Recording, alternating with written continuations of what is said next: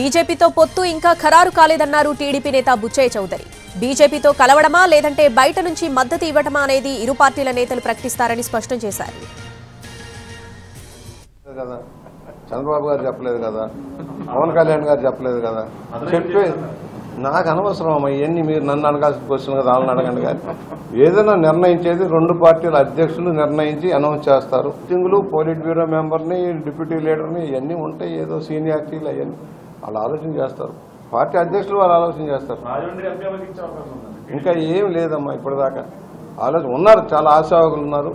Party ఆలోచిస్తుంది, balance చేసుకుంటూ వెళ్తాం. ఎందుకంటే పొత్తుల ధర్మంలో కొంచెం జాగ్రత్తగా ఉంటుంది. ఎందుకంటే మనం అనవసరంగా ఎవరో కుర్రాళ్ళు మాట్లాడారని నేను మాట్లాడటం కూడా కరెక్ట్ కాదు. పొత్తుల ధర్మం పాటిస్తుంది, రెండు పార్టీలు పాటిస్తే జాగ్రత్తగా వెళ్తుంది. దాని గురించి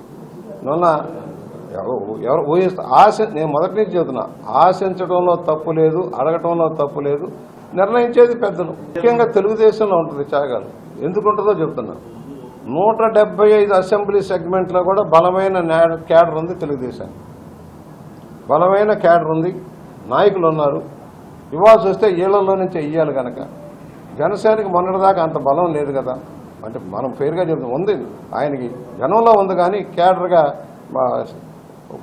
నిర్మాణాత్మక శక్తి లేదు. ఇప్పుడు బలపడుతున్నారు, అది వేరే విషయం. అందువల్ల అవన్నీ జాగ్రత్తగా చూసి వాళ్ళకు ఆయన బలపడాలని కోరుకుంటున్నారు. నెమ్మదిగా బలపడాలి, ఎప్పుడైనా రాజ్యాధికారం రావాలని కోరుకుంటున్నాం, తప్పే ఉంది. పాపం మా మినిస్టర్ గారు వచ్చారు కొత్తగా ఇన్ఛార్జిగా.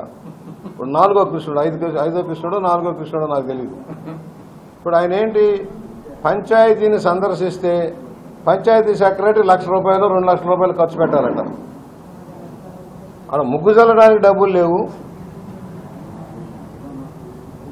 బల్బు పడితే మార్చడానికి డబ్బులు లేవు. కానీ మరి కొత్త ఇన్ఛార్జి గారు పర్యటన చేస్తే మాత్రం అడగండి మీరు సెక్రటరీని, ₹1,50,000 ₹2,00,000 పాపం పూలు చల్లటానికో ఆయన ఫ్లెక్సీలు వేయటానికో పంచాయతీ డబ్బులతోటే.